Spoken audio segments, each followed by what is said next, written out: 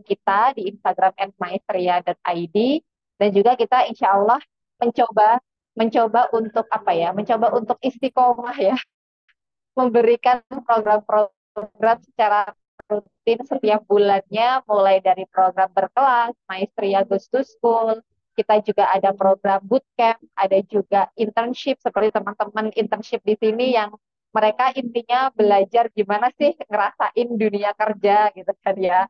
Semoga intinya bisa mengembangkan diri secara positif.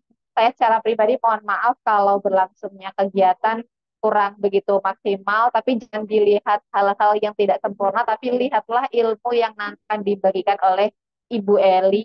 Dan mohon dibantu teman-teman belajar ya Bu Eli. Saya yakin teman-teman nanti juga pengen tanya jawab dengan Ibu. Mungkin Ya, sekian, insya Allah. Baik-baik. nikmati.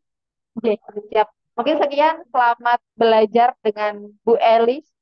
Siap sukses bareng, siap menguasai komunikasi bareng. Terima kasih. Wassalamualaikum warahmatullahi wabarakatuh. Ya, Waalaikumsalam warahmatullahi wabarakatuh. Terima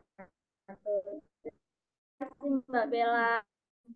Em, Selanjutnya teman-teman, sebelum kita masuk ke materi, nah ini kan kita temanya hari ini effective communication in presentation and building relationship.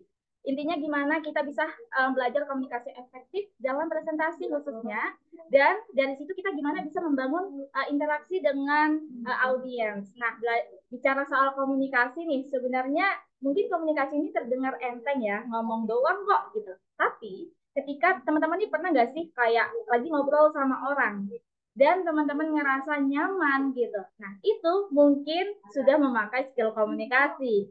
Nah, makanya komunikasi ini juga sangat diperlukan saat kita presentasi.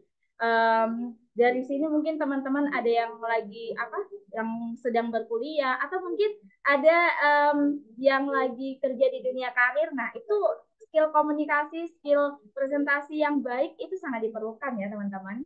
Nah, maka dari itu sudah hadir di tengah-tengah kita semua. Saya perkenalkan narasumber kita, Ibu Elis Lestari Pambayun MSI.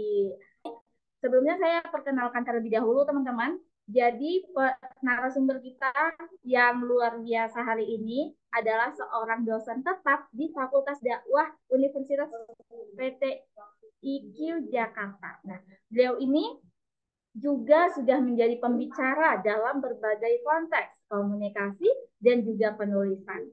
Nah, maka dari itu kalau terkait hal-hal komunikasi nih kayaknya wah keren banget sih, bakal keren banget. Jadi teman-teman semuanya kita siapkan fokus terbaik kita untuk mendengarkan materi dari Ibu Elis. Untuk itu kepada Ibu Elis juga, oh sebelumnya nih teman-teman, sebelum kita masuk ke materi, nah jadi saya ingin memperkenalkan juga Ibu Elis ini mengelola yayasan yang dibentuk sendiri. Namanya Gerakan Cerdas Komunikasi Indonesia atau GCKI ya Bu ya. Iya, dan juga ada BC Communication House di Bogor. Ini adalah sebuah lembaga yang berfokus pada pemberdayaan komunikasi masyarakat. Untuk itu teman-teman yang kepo, yang pengen lebih tahu nih soal yayasan yang dibentuk ini, maka boleh dong kepoin, follow Instagramnya @cerdaskomunikasi. Atau yang pengen lebih tahu lagi kegiatan apa aja sih yang ada di GCK ini, boleh mampir ke YouTube-nya Gerakan Cerdas Komunikasi Indonesia. Atau nih teman-teman yang suka scroll-scroll TikTok, jangan cuman scroll-scroll aja, tapi boleh juga mampir di akun TikToknya @cerdaskomunikasi. Karena di situ kita bisa tahu kegiatan apa aja yang dilakukan di GCKI teman-teman. Untuk itu mungkin udah pada nggak sabar nih mendengarkan materi dari Ibu Elis. Untuk itu sebelumnya saya juga mau memberitahu Ibu, karena keterbatasan waktu kita, maka untuk pemaparan materi hanya dibatasi dengan 45 menit Ibu. Ya. Dan setelahnya teman-teman nanti yang ingin bertanya, kita sediakan waktu 15 menit. Jadi boleh siapkan fokus terbaik kita untuk menyiapkan pertanyaan. Jangan lupa juga untuk mencatat dan ambil dokumentasi dalam sesi nanti ya. Untuk itu kami persilakan kepada Ibu Elis dengan segala hormat Ibu.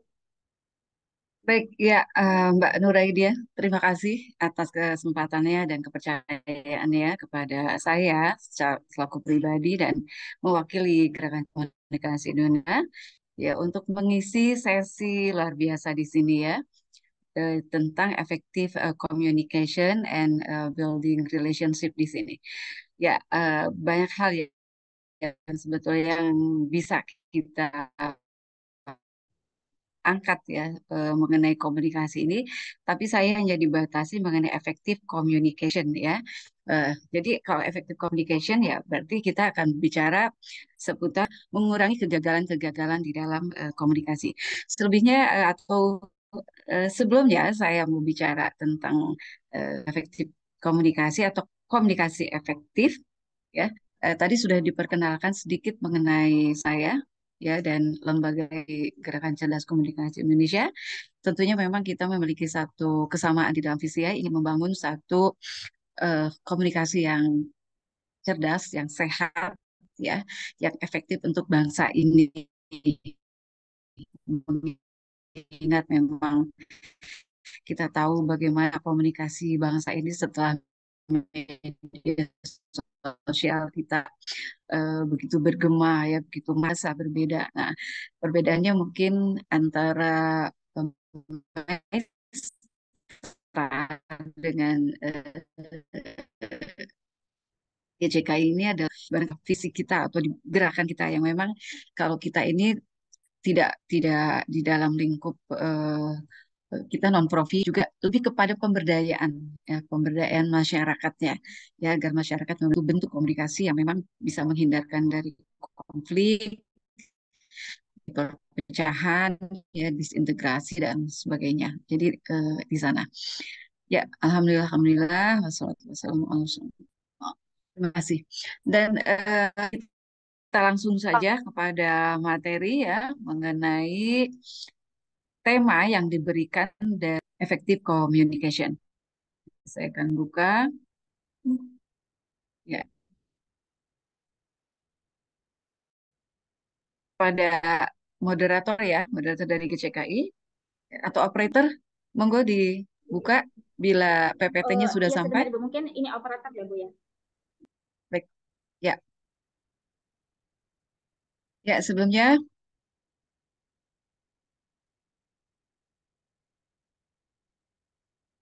oke ya. Jadi sambil menunggu, saya akan bicara tentang bahwa efektif komunikasi berarti kita sedang menuju kepada bagaimana berkomunikasi efektif. Artinya bukan komunikasi yang gagal. Karena komunikasi yang gagal namanya bukan komunikasi yang efektif ya. Komunikasi yang efektif itu adalah komunikasi yang oke sama oke, punya makna yang sama ya, memiliki apa namanya pemahaman yang bersama di dalam komunikasi. Kalau salah satunya tidak oke, berarti bukan efektif ya berarti ada kegagalan. Jadi kalau misalnya kita ingin pelajari kegagalan komunikasi, ada lagi ya, ada lagi temanya atau ada istilahnya gitu ya. Nah, nah kalau di efektif komunikasi betul-betul kita harus optimal, berarti kita harus betul-betul mengeksplorasi semua kemampuan komunikasi kita ya, baik secara verbal maupun non verbal ya. Kalau verbal semua orang yang memiliki kemampuan verbal pasti pasti banyak ya banyak potensi banyak hal-hal yang bisa kita upgrade ya di dalam komunikasi verbal kita. Tapi tidak semua yang memiliki kemampuan verbal yang normal memiliki kemampuan komunikasi yang normal juga. Artinya bahwa orang yang memiliki kemampuan bicara belum tentu komunikatif ya. Dan orang yang komunikatif pasti juga verbalize ya. Artinya memiliki kemampuan verbal yang bagus gitu ya. Nah, di sini efektif komunikasi harus kita ingat bahwa komunikasi yang betul-betul mencoba mereduksi ya atau mengurangi kegagalan kita dalam berkomunikasi. Komunikasi yang gagal adalah bila salah satu pihak tidak paham dengan komunikasi yang kita sampaikan atau menolak atau menghindari ya dan lain sebagainya atau kita yang tidak paham terhadap lawan kita bicara. Tapi biasanya kalau kita menjadi komunikator, komunikator yang selalu disalahkan. Oh, komunikatornya nih yang nggak bisa menjelaskan gitu ya. Jadi pihak kita yang selalu dominan untuk disorot ya terhadap kegagalan komunikasi. Jadi bukan dalam lawannya atau komunikannya. Jadi ingat ya, di dalam effective communication itu bahwa pihak komunikator lah yang menjadi prime atau menjadi actor atau aktor ya di dalam berkomunikasi. Jadi jangan salahkan komunikan kita di situ. Oke, ya. Nah, di sini kita dibatasi, Mbak moderator, sepertinya kita diajak kepada eh, area skripsi ya, atau tugas akhir mahasiswa dan juga apa namanya teman-teman yang memang sedang berada dalam kondisi atau area karir atau profesi ya. Ya, Mungkin benar. di sana ya. Iya, Oke. Ibu. Ya, terutama adalah ini memang animo atau interest efektif komunikasi dalam presentasi ini kalau kalau mahasiswa pasti mereka itu fokusnya itu ke sidang ya, bagaimana mereka memenangkan sidang gitu ya. Oke. Ya, silakan lanjut. Ada beberapa poin yang perlu diperhatikan. Saya tidak ingin banyak-banyak memberikan sebuah teori, tapi pengalaman saja ya. Pengalaman tuh rasanya lebih cair ya dibanding dengan teori. Kalau teori nanti akan terpaku pada beberapa asumsi, hipotesis dan segala macamnya yang akan sulit untuk dipraktikkan oleh teman-teman ya. Jadi kalau pengalaman barangkali kita bisa menyamakan chemistry bersama di sini ya. Oke. Ya, jadi kalau saya tuh pengalaman saya sebagai orang komunikasi, insan komunikasi gitu ya, pada saat berpresentasi atau presentasi, baik sidang saya sudah mengalami sidang 1, 2, 3 kali gitu ya, dan presentasi-presentasi di dalam bisnis ya, kemudian dalam kerjasama dengan beberapa project atau program ya. Saya memang sifatnya lebih ke storytelling ya, tidak terpaku kepada slide ya. Memang slide ada, tapi lebih enak tuh rasanya gitu. Satu poin-poin itu diajak bercerita. Jadi audiens itu kita ceritakan saja gitu ya dari poin ini apa sih gitu ya. Ada ada ketertarikan apa, uniknya apa, problematiknya apa sih di dalam tema yang ingin kita sampaikan kepada mereka. Kita bisa bercerita mulai dari anekdot, ilustrasi, misalnya kita bicara mengenai masalah sekarang pemilu gitu ya. Pemilu 2004 ini gitu ya. Mungkin dari strategi komunikasi politik ada beberapa poin secara teoritis yang ingin kita sampaikan. Tapi enaknya kita pakai ilustrasi. Bagaimana pengalaman kita menjadi pemilih, pengalaman kita saat itu berhadapan dengan Bawaslu dan segala macam kita ceritakan. Ya, barangkali ada kecurangan-kecurangan yang memang pernah kita baca dan segala macam. Apalah yang kira-kiranya membuat orang terbuilding untuk building ya pemahaman mereka agar mereka terbonding sama kita ya, memiliki ikatan yang sama terhadap pemahaman pemilu tersebut ya. Ya, jadi banyaklah storytelling itu dari anekdot, dari mulai dari apa yang kita baca dari novel, pengalaman sehari-hari, pengalaman tetangga dan segala macam bisa kita berikan.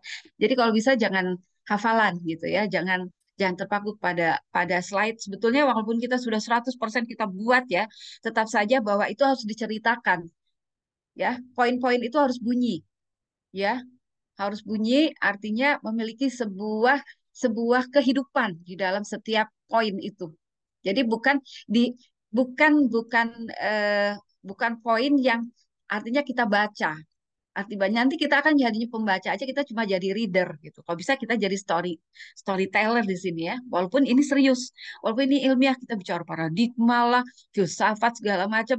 Itu sayang sekali kalau misalnya bicara filsafat, bicara politik gitu ya. Tapi kemudian kita tidak ilustratif. Sayang sekali gitu ya. Padahal banyak yang bisa kita ceritakan ya. Gitu. Oke. Jadi hindari hanya menjadi seorang pembaca. Oke. Kalau bisa nanti saya sedikit saja dan agak cepat ya karena kalau bisa kita menstimulasi pada diskusi saja ya Mbak ya. Baik. Oke.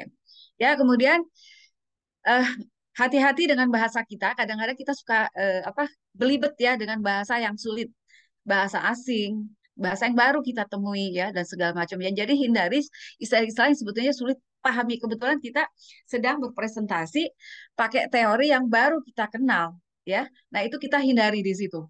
Jadi bahasa-bahasa yang kita familiar saja dan orang lain juga sudah paham lah dengan ini.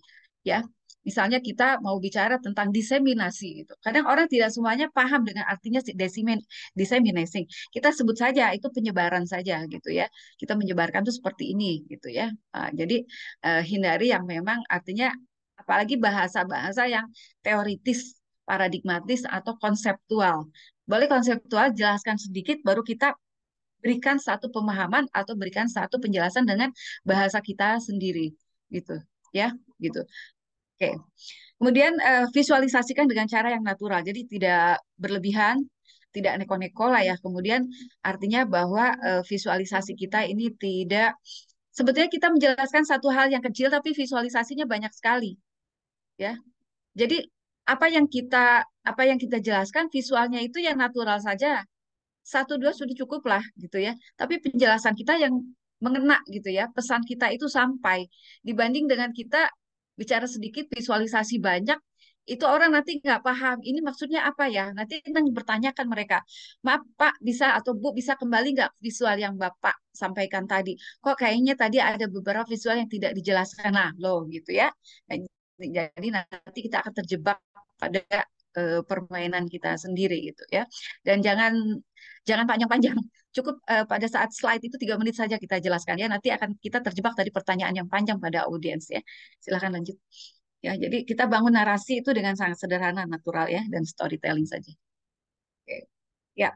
Nah, kemudian kita pada saat kita presentasi kita tentukan juga ya dari awal tuh sudah ditentukan kita ini mau bagaimana gitu. Walaupun ini satu kesatuan ya terintegrasi ya, informasi, rekreasi, yang menghibur, apa namanya persuasi, edukasi itu adalah pesan sebetulnya menjadi satu kesatuan atau terintegrasi. Hanya apa ya volume mana yang sebetulnya mau kita besarkan? Apakah kita di informasi, apakah kita di inspirasi, persuasi, atau edukasi? Nah, itu yang harus kita dudukan dulu tujuan kita. Kita mau di informasi, ya sudah banyak-banyak lah informasi, ya. Jangan pada saat kita berinformasi, tapi persuasinya kita besarkan. Nanti informasinya yang data-data yang sudah kita kumpulkan begitu banyak, nanti akan terpresentasikan begitu sedikit. Nah, jadi saya nanti bilang pelit banget sih ya, ini kan tentang informasi. Kok sedikit banget gitu yang dikasih gitu. Kok banyaknya lebih banyak kepada persuasi ngajak-ngajaknya ya gitu.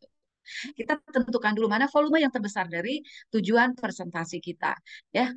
Kalau informasi ya sudah ya referensi harus harus harus betul-betul akurat gitu ya. Kemudian juga nah begini ada hal yang begini. Pada saat kita presentasi ya untuk masalah informasi ada hal di luar tujuan ya. Kita juga harus menginformasikan di awal kondisi kita. Itu jangan malu-malu memberikan kondisi kita seperti apa.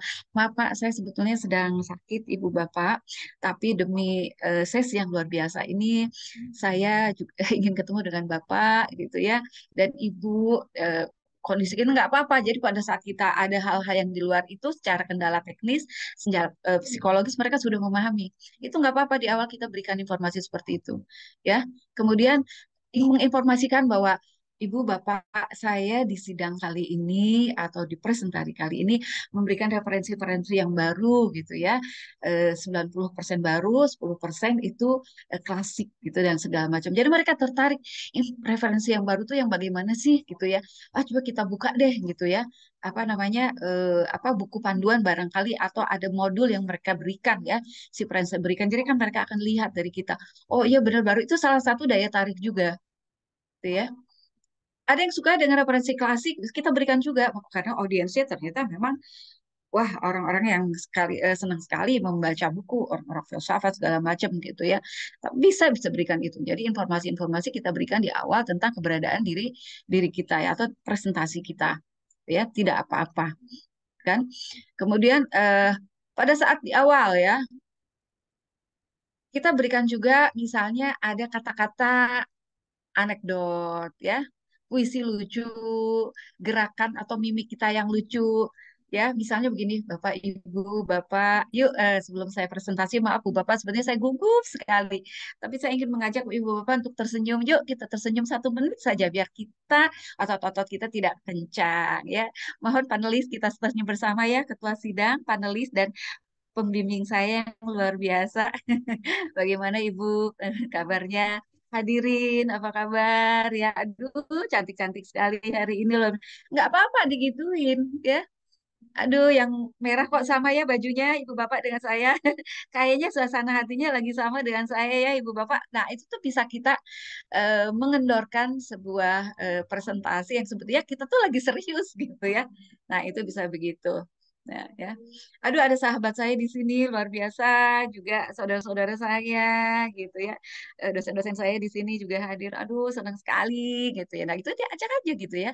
Sebelum kita sedang atau sebelum kita membuka presentasi kita atau sidang skripsi, tesis dan disertasi kita gitu ya. Gitu. Ada puisi boleh ya. Puisinya jangan yang serius-serius gitu ya, atau misalnya hanya apa namanya istilahnya itu buah semangka, buah salak. Eh, Tidak disangka saya kedatangan bapak-bapak yang galak kayak gitu ya, gitu ya. Nah itu jadi kita bisa berikan beberapa semacam pembuka yang membuat orang lain tuh jadi lebih ringan, lebih cair ya dan sebagainya. Oke, ya. Nah, kemudian jangan lupa juga berikan kata-kata selain informasi yang padat ya, kita berikan satu bentuk inspirasi buat mereka. Kehadiran mereka datang ke sini itu hal yang berharga loh gitu ya. Nah, ada inspirasi apa yang bisa kita berikan buat mereka bawa pulang, buat mereka teruskan gitu ya. Nah, itu yang harus kita jadikan poin. Jadi bukan bekal kepada mereka. Mungkin kita bisa memberikan bekal yang secara materi ya, tapi kita bisa memberikan bekal mereka inspirasi gitu ya dari pertemuan ini. Oke. Nah, kemudian juga kalau di dalam berbicara presentasi, kalau penjualan tentu persuasi ya, iklan, promosi, komunikasi pemasaran, komunikasi bisnis, corporate communication, itu persuasi itu yang volumenya harus lebih tinggi gitu dibanding dengan presentasi skripsi dan tesis atau disertasi gitu ya. Nah, tapi kalau misalnya yang teman-teman ya, adik-adik atau mahasiswa yang memang sedang mau presentasi skripsi ya, di sini persuasinya adalah mengenai misalnya eh, bahwa jangan berkecil hati gitu dengan teori yang tadi salah oleh pemateri panelis gitu ya, atau metode yang dianggap salah gitu ya, bahwa sekecil apapun yang kita tulis di sini, sekecil apapun yang kita berikan di sini itu sangat berharga ya, dan itu memiliki peluang ya untuk diteruskan oleh teman-teman di sini gitu ya, dan lain sebagainya. Jadi kita berikan eh, kata-kata yang bisa membuat kita tidak tersudutkan ya, menghibur diri kita sendiri juga gitu ya, terhadap masukan-masukan, kritikan-kritikan yang sudah diberikan oleh panelis. Nah, itu ya. Nah, edukasi ya kita jangan terlalu banyak mengajari gitu, walaupun kita sedang dalam posisi mengajar atau posisi sebagai pimpinan segala macam, tapi kita di sini kalau ada pembelajaran kita diajak sama-sama belajar, kata-katanya begitu ya, bukan kata-kata yuk jadi yuk kata-katanya yuk kita belajar ya. Jadi kan saya ingin mengajari Anda gitu. Itu kata-kata yang harus dihindari sebetulnya. Ya.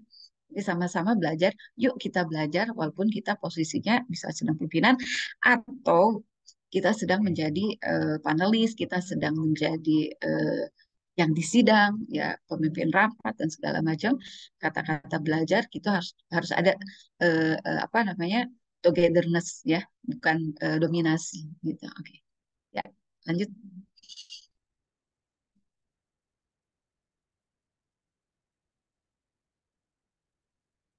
Oke, bagi yang memiliki begini ya, kalau untuk tingkat tingkat kegugupan ya, tingkat anxietas atau tingkat kecemasan di setiap individu pasti berbeda. Karena ada jam terbang, jadi merasa terbiasa. Tapi jangan anggap bahwa 1.000 kali presentasi itu tidak ada kegugupan. Ada, walaupun misalnya kecil dan bisa di cover dengan yang tadi anekdot dan segala macam, gitu ya. Nah, tapi bahwa di sini di sini tetap harus memiliki sebuah pola yang membuat kita lebih rileks pada saat kita berbicara. Karena kalau kita rileks, ya akan membuat audiens juga rileks. Akan kalau kita bahagia, audiens juga bahagia. Kalau kita open mind, jadi kita juga akan merangsang menstimulasi orang lain juga untuk banyak bertanya dan banyak belajar dari kita ya. Jadi meditasi, kalau dari meditasi kita bukan meditasi yang artinya bertapa dan segala macam, tapi kita relaksasi saja ya. Misalnya dengan ya mencobalah sebelum masuk kepada arena kita berzikir dulu, bersolawat ya karena Allah lah yang memberikan kekuatan kepada kita untuk bisa bicara ya, untuk bisa menyampaikan sesuatu untuk kebenaran ya, bisa membuka pikiran kita dan lain sebagainya gitu ya. Kemudian kita bisa yoga-yoga kecil dan segala macam atau ya ya kita punya stretching seperti apa ya gitu pada saat kita sebelum berbicara nggak apa-apa. Atau kita bisa mengajak mereka untuk stretching atau kita saya saya ingin mengajak ibu bapak di sini sebelum saya berbicara, yuk kita angkat tangan dulu ke atas, yuk atau kita regangkan tangan kita, gerak-gerakan kepala ke kiri, ke kanan segala macam, atau bernyanyi dan segala macam itu bisa, ya. Gitu. Oke, ya. Kemudian eh, kita fokuskan pada diri sendiri dulu apa sih yang mau kita bicarakan, ini penting apa tidak gitu ya, kita bermanfaat atau tidak, terus bagaimana gitu ya.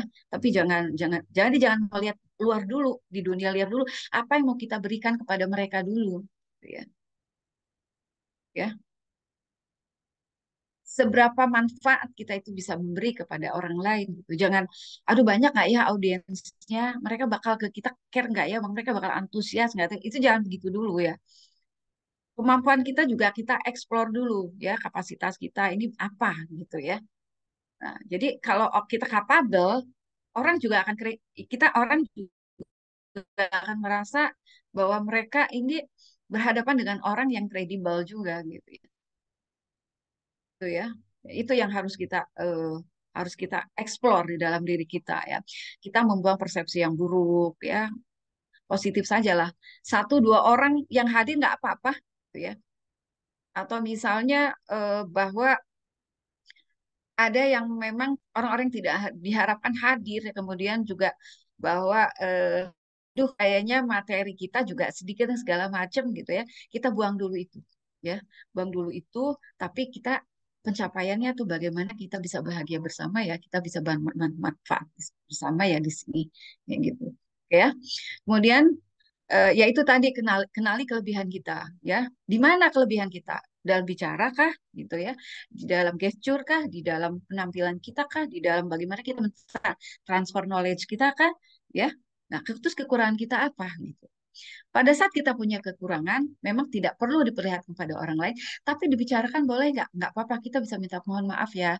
Kebetulan saya sedang flu, kebetulan saya juga sedang agak kurang sehat, maaf juga sini saya kalau berbicara seperti ini, membaca seperti ini agak kurang. Ini sebutkan, misalnya berbicara presentasi yang memang harus ada ayat-ayat Al-Quran segala macam. Kita bicara bahwa saya bukan pembelajar di situ, tapi saya sedang berusaha belajar. Apabila ada yang salah, mohon para pakar di sini, para ustadz, ulama di sini, tolong dibetulkan saya apabila saya salah. Itu nggak masalah, ya. Jadi membuang ego, membuang rasa yang over apa estimate tentang diri sendiri gitu ya, over capacity itu sedikit agak direda. Kita sharekan energi kita, sharekan aura positif kita gitu dengan para audiens agar kita memiliki satu chemistry yang sama ya. Kemudian belajar untuk melakukan hal ini, bicara di kelas, berbicara sehari-hari di kelas itu pasti beda. Pada saat presentasi memang format berbeda, gitu ya. Berbedanya dalam hal apa gitu ya? Berbeda di dalam hal bahwa istilahnya sekarang saya lagi jadi komunikator. Jadi komunikator tuh harus bagaimana? Penampilan, persiapan dan macam itu harus berbeda dari sehari-hari. Pada saat berbicara di ruang meeting pasti berbeda dari ruang.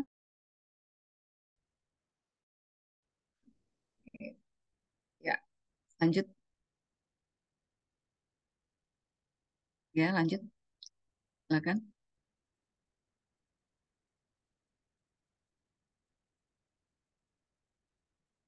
Oke. Ya, eh, sedang screen ya. Lanjut. Itu adalah skill skill building intrapersonal kita di situ ya, walaupun masih banyak tapi itu hanya sedikit saja, mudah-mudahan bermanfaat ya. Kemudian buat peta perjalanan dengan audiens. Nah, pada saat kita mengajak orang lain ya untuk berada di dalam diri kita ya, Kalau kita sama-sama hadir seperti kita mau jadi kalau kita dalam ruang presentasi seperti kita mau mengajak perjalanan, ya. Kalau kita ingin mengajak perjalanan, berarti kita harus bicara rute kepada mereka.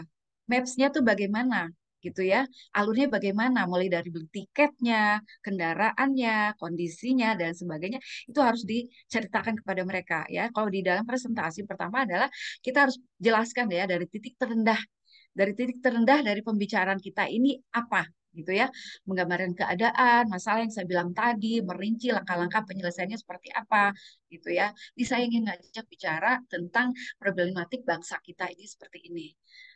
Ibu-ibu, bapak-bapak, yuk kita sama-sama ya. Di sini kita serius, kita betul-betul duduk bersama ya agar kita punya solusi kalau kita memperhatikan apa yang sedang kita bicarakan di antara panelis dan kita sendiri gitu ya. Nah, ini seperti apa langkah-langkahnya gitu. Jadi mulai mulai di awal tuh sudah kita ambil mereka, perhatian mereka untuk diajak kepada perjalanan kita untuk sama-sama gitu ya. Perhatikan bareng-bareng, fokus bareng-bareng gitu ya, agar tidak ada yang keluar dari jalur, tergelincir dan segala macam gitu. Anggap kita ini dalam satu gerbong bareng gitu ya. Nah, gitu. Nah, tunjukkan kepada audiens juga proses penyelesaian ya dengan memberikan peta yang dapat diikuti untuk menghindari kebingungan. Nah, gitu. Jadi boleh dari kita kasih kasih misal kalau ada rundown. Kalau kita kasih misalnya dari awalnya saya ingin bicara itu dari awal itu permasalahan seperti ini, keduanya teorinya begini, metodenya begini, dan penutupnya seperti ini. Kita sudah berikan seperti itu. Jangan dibiarkan audiens ini bingung gitu dengan arah dari pembicaraan kita. Mulai dari awal sudah dijelaskan. Oke. Ketiga, ini ya ini agak kurang terbaca apa sih sampaikan ya apa namanya ini mohon maaf yang ketiga bisa digeser yang ketiga bisa digeser Mbak bisa dikecilkan oke ya jadi misalnya taruh gini sampaikanlah ya apa yang kita berikan kepada mereka itu dengan verbal dan nonverbal yang baik tidak membingungkan, tidak ambigu ya, tidak merepotkan mereka, tidak bikin bingung, tidak bikin mereka itu kesal ya.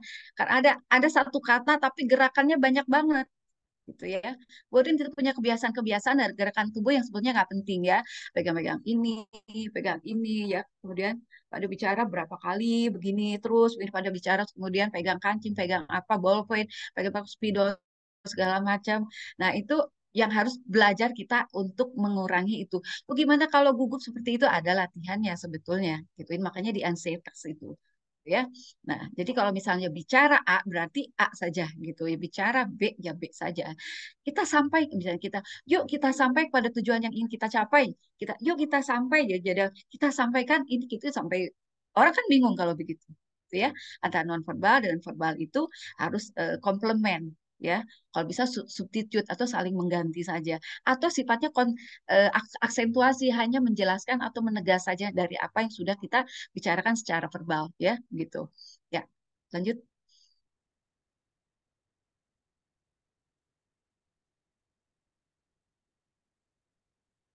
Ya, bagaimana kita membuang jauh-jauh rasa kegugupan kita ya berhadapan dengan audiens. Ternyata audiensnya pakar-pakar semua, jago semua teman-teman kita lagi yang tahu rahasia kita gitu ya, analisnya juga atau dan sebagainya gitu. Gimana ya caranya selain kita tadi berdoa segala macam, sebelum kita masuk arena, temui mereka, sapa mereka, jabat tangan mereka, peluk mereka, ajak bercanda mereka untuk mencairkan suasana sebelum kita masuk arena, gitu ya. Ajak bersalaman, hai, aduh makasih banget udah dateng, maaf ya apa adanya nih, ya jangan ketawain aku loh, nanti aku presentasinya seperti ini, duh aku agak flu, nanti jangan ketawain ya kayak gini, itu udah apa-apa nanti pada saat ketemu dengan audiens, gitu ya. Ya gitu, jadi kalau bisa tuh begitu. Oke, kemudian nanti mau dibicarain apa sih kayak gini, kita kasih bocoran mereka tapi nanya ya gitu dan sebagainya gitu kita sudah ada namanya apa ya forward kalau ada feedback ya itu adanya feed forward ya kita melakukan feed forward bagaimana sebelum ada feedback nanti pada saat pembicaraan kita di awal sudah bicara mereka dan kita sudah sedikit tahu gitu apa yang mereka sampaikan ya ekspresi mereka dan segala macam akhirnya kita tuh berada dalam arena yang sudah kita kenali dan kita merasa enjoy aja di situ gitu ya. Oke. Ya, bagikan informasi yang relevan dengan kondisi kita dengan karya kita. Tahu nggak, karya saya itu setahun lo bikinnya gitu ya. Ini kayak gini cerita, lu hambatannya luar biasa dan segala macam tuh bisa gitu kan ya. Nah itu, jadi untuk memperkuat persepsi dengan tujuan pada mereka gitu kan. Ya, jadi luangkan waktu untuk mengucapkan terima kasih atas kehadiran mereka, mengakui pentingnya. Aduh, makasih banget nih sahabat-sahabat aku yang cantik, yang ganteng, yang luar biasa, udah hadir, gitu ya. Pasti susah ya perjalanannya ya, ikut segala macam ya. Kita berikan satu reward ya kepada mereka. Oke, lanjut,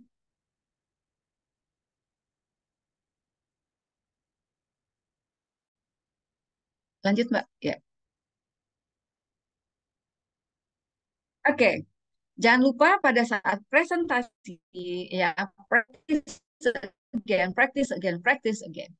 Ya, itu jam terbang, jam latihan namanya riyadhah itu tuh betul-betul akan memberikan efek yang luar biasa terhadap kita. Selain secara psikologis, juga secara apa namanya mekanistik. Kalau kita sudah terbiasa latihan, itu ada refleks ya di dalam pada saat bicara kita lupa, bingung segala macam.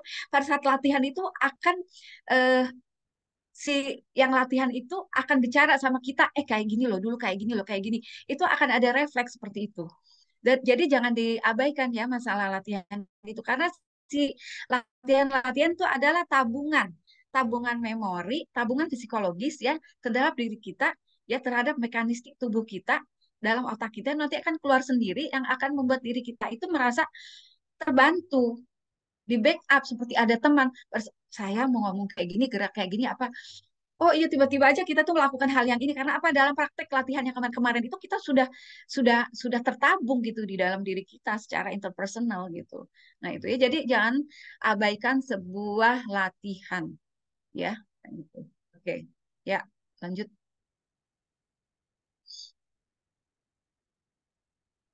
Oke, ini pastikan slide presentasi singkat. Oke, tadi sudah saya sebutkan tadi ya. Fokus teks pada topik utama, hindari kelebihan informasi dan tampilkan poin-poin utama dengan huruf tebal. Jadi kalau yang pelupa ya, kemudian juga masih samar-samar dengan apa yang mau kita bicarakan, masih belum pasti, masih deg-degan ya, berikan hal yang poin utama itu, kalau nggak huruf besar ya, berikan warna yang kontras, tebal atau dan lain sebagainya.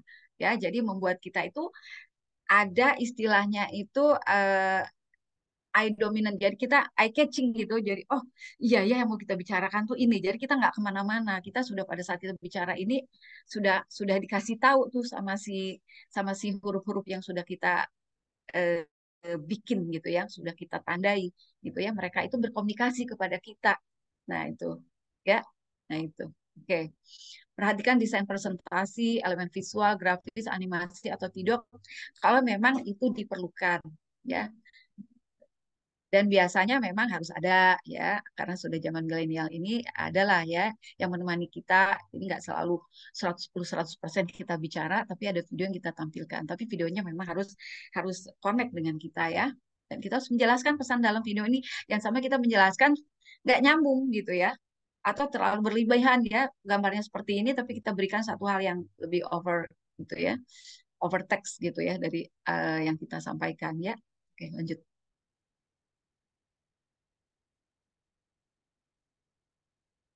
Oke, ini mah dari saya saja ya. Jadi teman-teman bahwa presentasi itu relatif ya, jangan dianggap sebagai segalanya pada saat kita presentasi. Jangan kita berpikir bahwa kita harus perfect, kita harus 100% tampil seperti apa, tapi apa adanya natural saja gitu ya. Kita adanya begini ya sudah gitu. Enakan natural gitu. Ya, kalau kita dibuat-buat, kita terlalu maxing gitu ya, justru akan membelenggu kepada fleksibilitas kita pada saat bicara dan presentasi. Kita terpaku kepada, kok ada yang tidur ya, kok ada yang pada pergi sih, ada segala macamnya, kita ke distract yang kayak gitu. Nah, jangan ya. Presentasi kita kan yang biasa saja gitu ya, hal yang biasa. Tapi yang membuat luar biasa itu adalah bahwa kita betul-betul apa, menghargai kehadiran mereka secara luar biasa. Nah, itu yang penting ya. Fleksibilitas itu karena kita berpikir, kaku itu karena kita berpikir karena kita ingin perfect gitu. pikiran-pikiran negatif ada di sini dan segala macamnya ya. Jadi kesuksesan dalam presentasi itu memerlukan waktu berkali-kali kali-kali, jam terbang itu membuktikan ya. Ada dedikasi, kesabaran, melibatkan pelatihan, pengalaman, dan lain sebagainya. Jadi semua itu proses belajar. Tidak ada pembicara internasional yang tidak gugup. Tidak ada 100 pembicaraan ya, yang satu dua kali itu atau 100% itu berhasil. Pasti satu dua kali akan ada melesetnya ya. Seperti tupai, 100 kali dia loncat pasti ada satu dua tiga kali dia jatuh tidak apa. Nah kejatuhan itu dijadikan pembelajaran. Kejatuhan itu enteng saja kita berikan mereka maaf, terima kasih perhatiannya, mohon kritikannya ya dan sebagainya itu. Nah itu ya Mbak ya. Mungkin dari saya sedikit saja, mudah-mudahan bermanfaat ya. Assalamualaikum warahmatullahi wabarakatuh. Waalaikumsalam warahmatullahi wabarakatuh. Terima kasih Bu Elis atas penyampaian materi yang sangat luar biasa. Nah, oke, teman-teman semuanya, sekarang kita masuk pada sesi tanya jawab. Nah, jadi untuk teman-teman yang ingin bertanya, kami persilakan untuk mengaktifkan fitur raise hand atau mungkin kalau ada kendala di fitur raise hand boleh untuk mengetik di kolom komentar. Nah, Ibu ini sudah ada satu pertanyaan dari Mbak Bella, Ibu. Mungkin boleh saya bacakan aja ya, Bu. Ya. Jadi Bu, jadi Mbak Bella ini banyak menemukan beberapa orang tuh takut presentasi atau tidak berani berbicara di depan umum karena faktor trauma di masa lalu, Bu.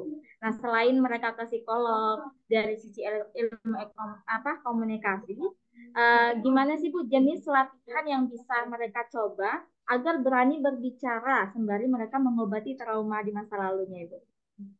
Mungkin itu untuk pertanyaan pertama dulu, Ibu. Baik. Boleh dijawab. Iya, oke. Ini adalah kendala yang sangat esensial ya, sangat prime itu banyak sekali dihadapi oleh teman-teman ya juga masyarakat kita untuk berbicara di depan umum. Padahal berbicara di depan umum itu menyenangkan, ya penting dan segala macam. Nah, tapi kalau misalnya masalahnya trauma, ini kan masalah lain ya secara, jadi bukan masalah sebetulnya ini kan masalah psikologis ya, masalah psikis ya. Dan itu yang harus diobati itu adalah masalah traumanya dulu sebelum bicara di depan. Jadi bukan keberaniannya dulu bicara di depan, tapi traumanya dulu. Ini traumanya kenapa? Jadi itu harus ditelusuri secara psikologis. Kalau harus maju kepada sesi psikiater, ya harus dilihat dulu ini bagaimana. Karena ada juga yang dari kecil ya takut untuk bicara di depan umum. Karena misalnya inner child, waktu kecil sering dibully gitu ya gara-gara dia cadel yang bilang R itu tidak bisa bicara R. Kemudian ada masalah kendala-kendala yang lain gitu. Nah, itu harus disembuhkan dulu sebetulnya itu gitu ya. Tapi kalau misalnya masih sebatas dia tuh sering berbicara di depan tapi masih saja gugupnya ada dan lain sebagainya kayak gitu. Berarti ini faktor latihannya yang tidak benar ya. Ada faktor latihan ya berarti yang memang eh, belum istilahnya belum ketemu latihan yang benar gitu, yang baik gitu ya. Walaupun dia sudah berlatih kemana-mana gitu. Karena begini, kita banyak kita sakit banyak menemui banyak dokter gitu ya. Tapi kenapa kita masih sakit? Apakah ditentukan oleh penyakitnya atau oleh dokternya? Bisa jadi karena pola berobat kita, pola yang tidak disiplin kita ke dokter dan segala macamnya. Kalau kita sudah kerasa sakit kayak gitu, kita dibiarkan dan segala macamnya. Jadi pada saat berbicara pun begitu, kita biarkan ya pola kendala-kendala dan diri kita itu akhirnya menjadi sudah tidak sadar lagi unconsciousness ya. Itu menjadi hal yang nah itu yang menjadi kendala kita gitu. Sebetulnya kendala itu harus diselesaikan dan harus disembuhkan. Nah, jadi harus ditemukan dulu sebetulnya kendalanya di posisinya yang mana bicara itu. Takut sama audiens gitu, audiens yang mana dulu gitu yang harus harus kita takuti gitu ya dan sebagainya. Padahal kan saya bilang audiens itu bukan monster. Audiens itu juga bukan malaikat suci di mana kita harus harus berbicara sesuai dengan apa nah ya dengan apa keberadaan mereka ya tidak begitu gitu. Monster berarti kan bukan diri kita, kenapa harus ditakuti? Saya kan bukan monster gitu. Ya, kenapa harus ditakuti? Itu bismillah saja ya. Kemudian kita juga kita juga berusaha saja bahwa kebetulan kita di depan ini para monster, ya ajak aja ke arah yang baik gitu ya, ke arah yang benar gitu dan lain sebagainya. Nah, kita yang kita bicarakan kan hal yang memang bermanfaat buat mereka. Masa mereka menyerang kita gitu ya. Nah, jadi pikiran-pikiran positif ini yang harus kita bangun, kita konstruksi, kita tanamkan gitu ya. Bismillah deh, mungkin saya mah gak begitu jago lah bicara ya. Saya mah ya orang biasa saja, tapi insya Allah yang saya bicarakan ini penting. Nah, itu. Jadi harus ditanamkan itu ya. Hal yang perlu mereka ketahui. Pasti mereka banyak nggak tahu nih apa yang mau saya sampaikan. Bismillah saja, ini penting loh. Jadi di awal sudah bilang begitu, bapak ibu bapak bapak-bapak ibu-ibu teteh mbak dan segala macam apa yang saya sampaikan mungkin sudah banyak dengar ya dan segala macamnya. Tapi ada satu hal pak yang perlu saya tanamkan bahwa ini sekali lagi pak ini hal yang penting ya pak ya untuk kita lakukan bersama, harus kita kerjakan bersama ya, harus kita carikan solusinya yang bersama gitu ya. Karena yang mungkin yang lain-lain yang sebelumnya gitu sudah disampaikan tapi solusinya belum ada, harus begitu saja gitu ya. Kira-kira begitu aja salah satu dari pikiran kita jauhkan hal yang negatif karena audiens itu bukan malaikat yang suci, bukan monster dan segala macam, tidak ada yang perlu ditakuti. Dan pertama ada kenali dulu trauma kita apa. Kalau perlu ke psikolog, psikolog apa, bicara dengan saya juga boleh, ngobrol dengan saya, ayo. Dengan Ibu Sansabella boleh juga, gitu ya. Silakan gitu ya. Monggo Mbak. Baik, terima Mudah-mudahan kasih Bu. Berarti untuk terkait apa teman-teman yang mungkin takut nih bicara karena ada trauma, berarti em, apa perbaiki dulu dirinya, kenali dulu traumanya karena apa, kenali dulu gitu ya. traumanya. Oke, selanjutnya Bu, ini ada pertanyaan kedua dari Mbak Ainun Nafisa. Gimana sih Bu caranya agar terbiasa untuk menyampaikan pendapat di depan orang banyak? Sedangkan kita ini tipikal orang introvert, Bu. Supaya terjalin komunikasi yang efektif itu gimana sih, Bu, caranya? Gitu, Bu. Oke, saya tidak berbicara dulu introvert dan ekstrovert ya. Kan tadi bilang bagaimana kita bisa terbiasa untuk bicara atau mengemukakan pendapat kita di depan umum. Kalau ingin terbiasa berarti harus dibiasakan. Event sekecil apapun jangan dilewatkan untuk kita mengemukakan pendapat. Entah di rumah, entah di rapat kecil, entah di kelas, di tetangga, rapat RT, RW, pengajian ya atau majelis taklim segala macam, coba belajar mengemukakan pendapat. Jadi karena kita ingin terbiasa ya, ya harus biasa, harus dibiasakan. Kalau kalau tidak dibiasakan tidak akan biasa. Kuncinya itu kan, ya. Kalau ingin biasa harus biasa dan itu harus dianggap biasa. Jangan hal yang luar biasa. Saya hari ini ke majelis taklim. Saya kan mengumpulkan pendapat. Ya harus dibiasakan. Dan ini jangan dianggap satu luar biasa. Ini hal yang biasa kok, gitu. Ya, nah itu.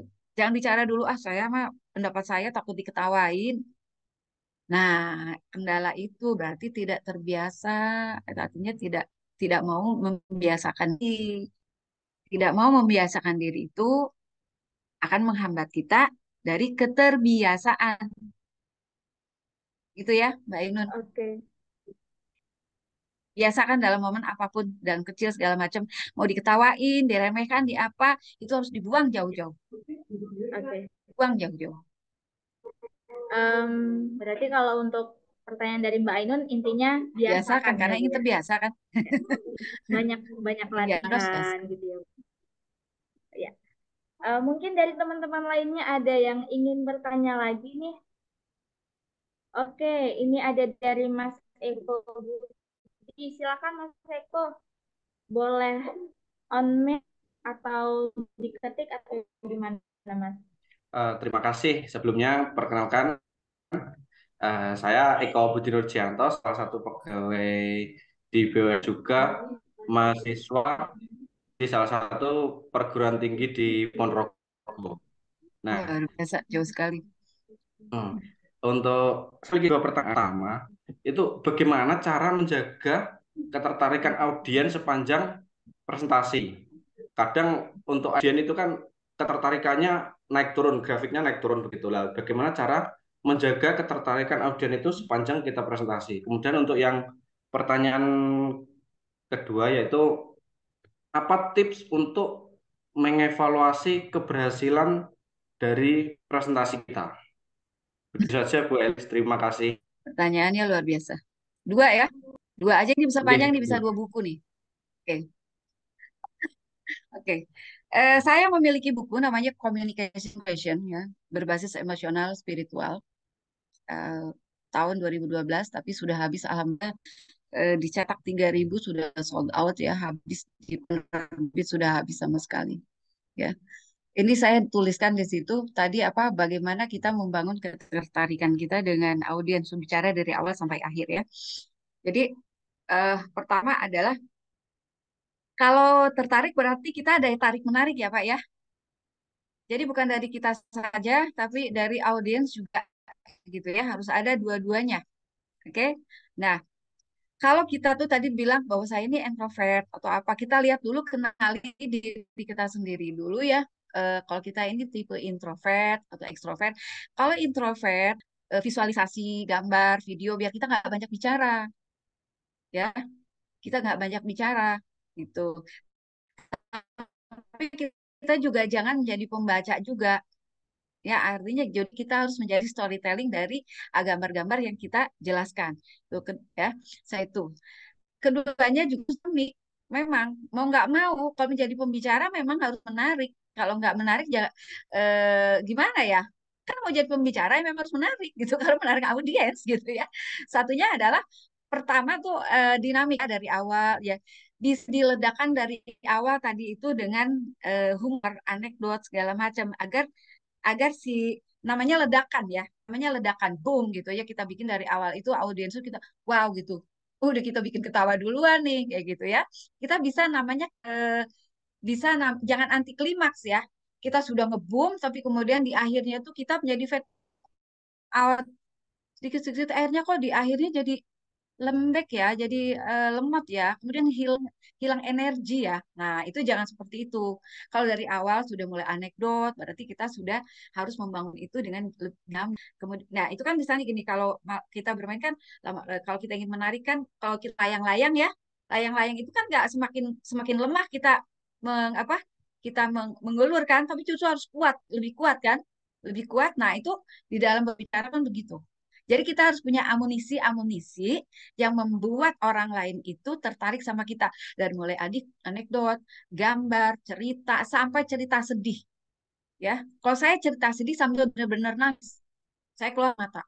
Saya bicara tentang bagaimana konflik di Rohingya kayak gini, perempuan itu menjadi korban kayak gini-gini, benar-benar nangis.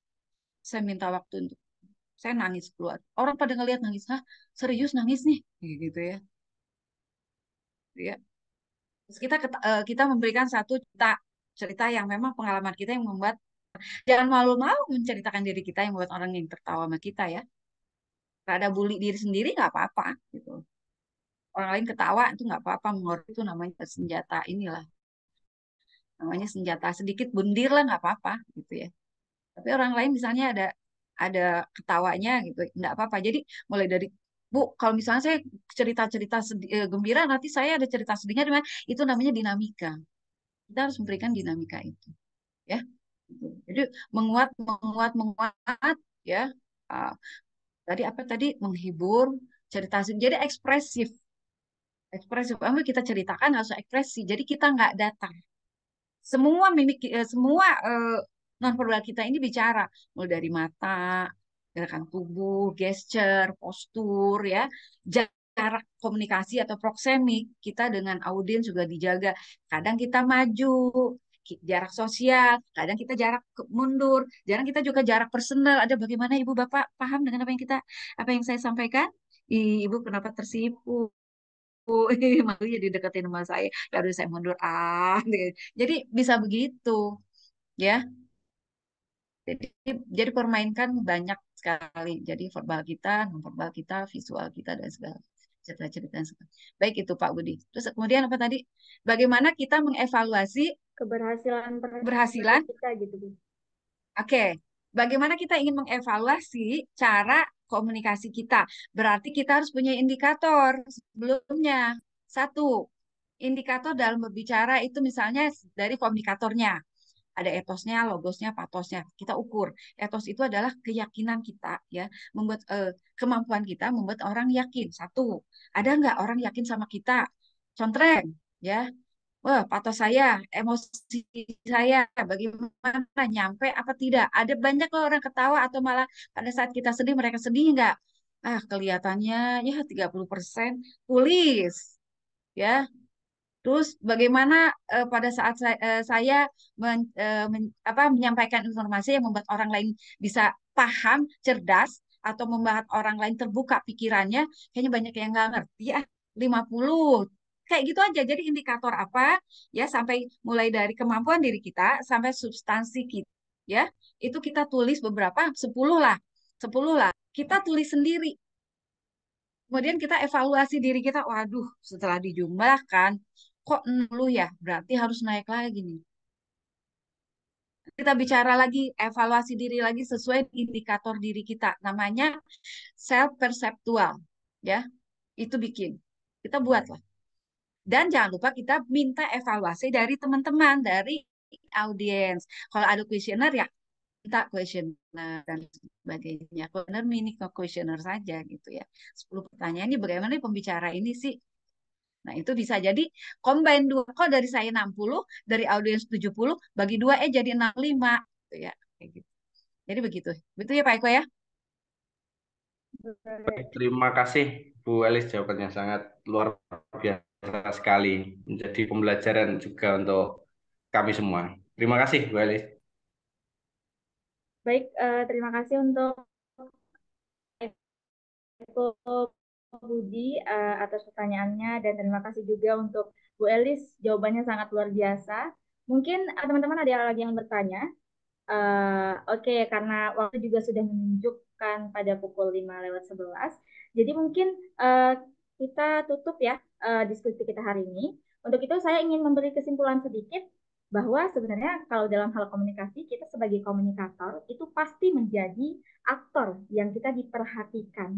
Nah, maka dari itu, disitulah kita bisa memposisikan diri kita bagaimana semua mata kita berbicara, mulut kita berbicara, bagaimana kita bisa ekspresif sehingga kita bisa begitu terlihat menarik di mata audiens, begitu.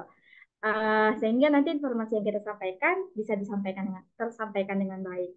Nah, untuk itu mungkin sekarang kita sebelum ditutup nih, kita mau foto bersama dulu nih teman-teman.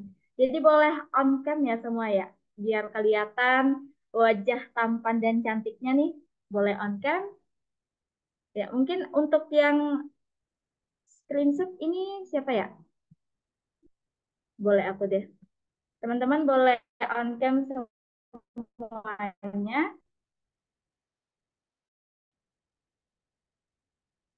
Boleh dibantu Mbak Mbak Ainun, Anggita Mbak mungkin Pak? Anggita mungkin. Boleh Ya, dibantu juga Mbak Anggita mungkin kalau Mbak Anggita bisa. saya bisa ini foto. Oke, siap. Oke. Ayo teman-teman kita on cam sebentar kita foto bareng Ibu Eli. Ya. Oke, saya hitung 1, 2, 3. Sekali lagi 1, 2, 3. Satu lagi boleh? 1, 2, 3. Oke semuanya.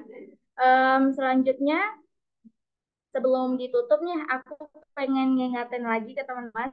Jadi Maestria dekat-dekat ini bakal ngadain satu workshop, yaitu workshop foto di tanggal 11 Februari. Ini merupakan salah satu dari sesi berkelas.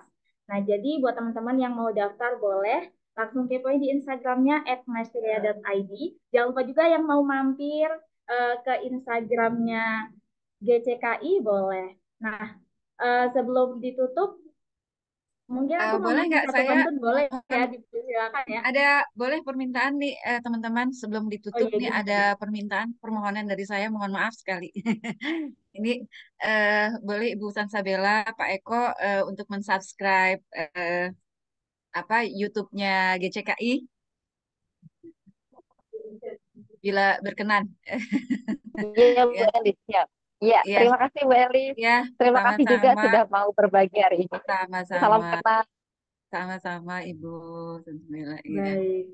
terima Ya, kasih. mungkin teman-teman boleh ya kita mampir ke YouTube-nya GCKI terus kita subscribe. Oke, terima kasih. Sebelumnya saya ucapkan terima kasih banyak untuk pemateri kita Bu Elis Lestari atas hari ini. Materinya sangat luar biasa. Semoga hari ini menjadi diskusi yang membawa keberkatan dan kebermanfaatan. Untuk itu saya tutup dan saya juga selaku moderator undur diri. Saya tutup dengan satu pantun. Makan mie pakai kaktus ditambah dengan nasi supaya silaturahmi tak terputus. Bolehlah follow akun kita maestria.id dan cerdas komunikasi. Wassalamualaikum warahmatullahi wabarakatuh. Assalamualaikum. Waalaikumsalam. Terima kasih Waalaikumsalam teman-teman. Terima warahmatullahi kasih Bu Eli. wabarakatuh. Terima kasih semuanya. Terima kasih semuanya.